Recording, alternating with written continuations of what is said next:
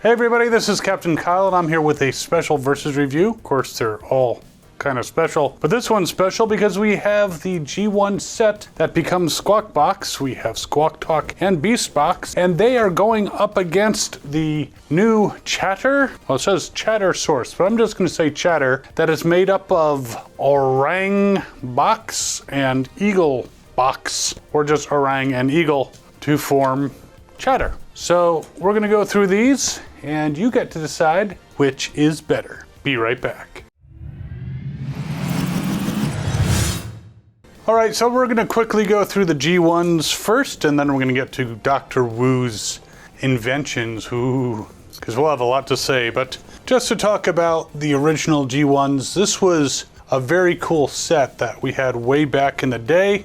There was an Autobot version, which was Raindance and Grandslam, who became Slamdance. Very cool set of a tank and a jet that became cassettes. This was a very nice set that came out. This was like series 4 or 5. This was much later on, but very cool cassettes. Now, there's not too much I can say about the cassette mode. In fact, some of you out there probably aren't that familiar with cassettes. They're micro cassettes. A lot of lawyers would use them to do dictation before they came up with digital ways of doing that. They kind of fit in Soundwave. I think they were a little tough to put in the original Soundwave, but they were supposed to be more of Soundwave's cassettes. The robot modes, or would you say beast modes, because they change into animals. It's a pretty simple transformation, of course, because most cassettes are pretty simple in the way you transform them, but you have Squawktalk and Beastbox. So a gorilla, an ape,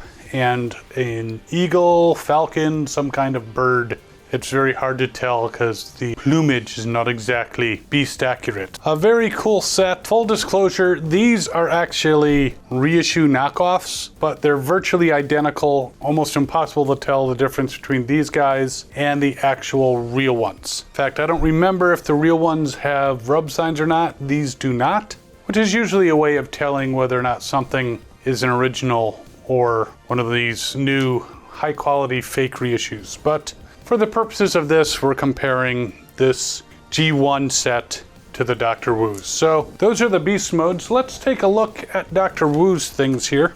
Now it comes in this nice little box, and I have this nice little cat who's gonna help me look at the box. You like this box? Apparently there's a lot of love for this box. We open up the box, right? Because you like to stand right in the way.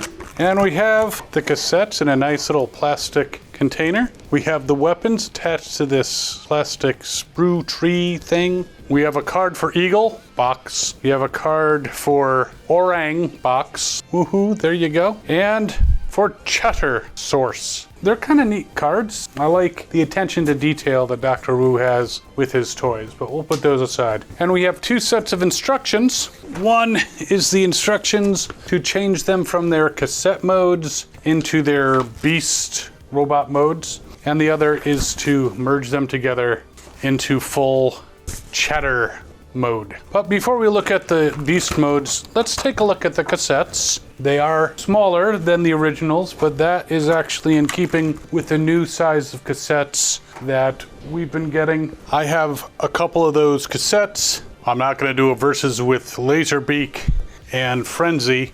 Yes, he's red. He's Frenzy. Get over it. That's what he was called in the cartoon series, and that's what I'm sticking with. But if you want to call him Rumble, go ahead. If I compare the size of them, they are approximately the same size as the official Hasbro ones. So that's kind of cool that they match up with those.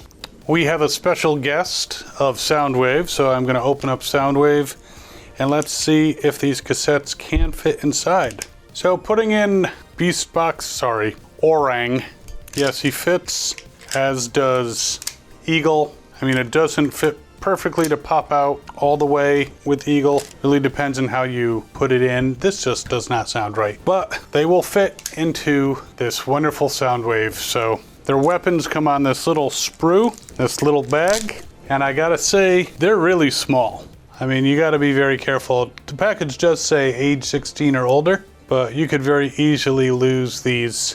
They are tiny. One thing I do like about the official Hasbro ones is they don't have any accessories, small or otherwise.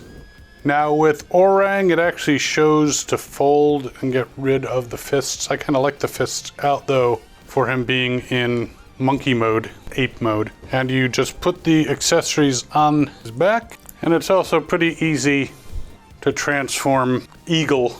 But I do have to say both of these are kind of clever versions, with Orang having an articulated head and arms, and definitely looking like a pretty cool ape. You can even bend his knees if you want to. Whereas Eagle, the wings are very blocky. Actually does have talons on the bottom, as you can see there. Putting his weapons on the back is a little more tricky, but they go like that.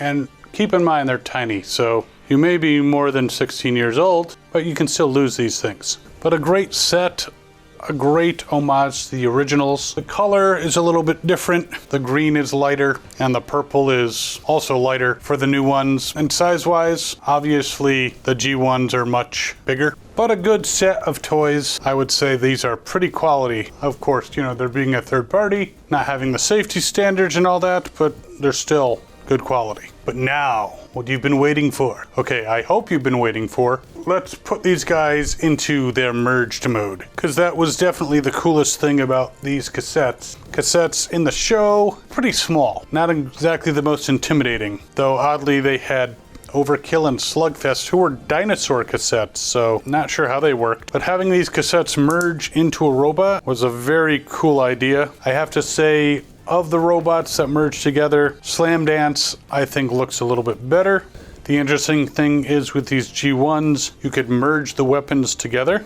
And there was some articulation, as you could move his gun arms forward, stand him, and he could be firing in all kinds of directions. So that is Squawkbox, the original G1, a very cool toy, and for its time, very revolutionary. But you want to see what these guys look like.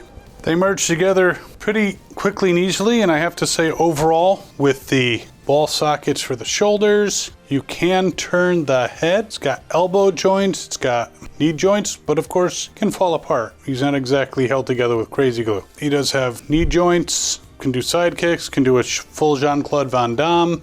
Overall, a lot of articulation. Now what's neat with the weapons is they do also merge and go on the arms just like the original. Though the configuration is a little more like Seekers than the normal having guns on your forearms or in your fists, which is not a bad thing. This is kind of a cool throwback to a very popular Decepticon weapon, arm cannons. Now I have noticed with these, they're a little loose. I did not experience that with some other versions of this, which we'll talk about in a moment. But as you can see, the new Squawk Box is shorter than the old Squawk Box. I'm sorry, Chatter. It's going to be so hard. I'm not going to call it Chatter. It's going to be the new Squawk Box. And you can see it's brighter in colors. The weapons are not as shiny and just in your face, which I don't know if that's a plus or a minus. That's totally up to you. You can get either of these sets and I think you would be well served. Or you can get both like me. At the end I am going to put a link to this knockoff set so that you can go ahead and get this if you'd like. And also put links to this third-party set, Dr. Wu's Chatter, because it's a very cool piece. So they also have them in blue and yellow with red weapons and black and gray with gray weapons. You can come up with new names for them. You can call this one the Shattered Glass version if you like, because they're doing more with that. Call this the Negative Universe one. But all of them are very cool. I think they cost me about 20 to 23 bucks, something like that, plus some shipping. I'll put links to AliExpress down in the description so you can get all these guys if you want. They are very cool. It's a great homage to the original. Which do you like better? Are you a traditionalist and you're like G1 all the way? Or are you really into the new molds and the new articulation? Which one do you think is better? Please let me know in the comments below. And like I said, I will put links so you can grab these guys. And while you're waiting for them to show up, there's a bunch more videos over here you can check out. If you haven't already, you can subscribe down there, hit that notification bell. You can follow us on the social things. Thanks for watching, and as always, have fun and good hunting.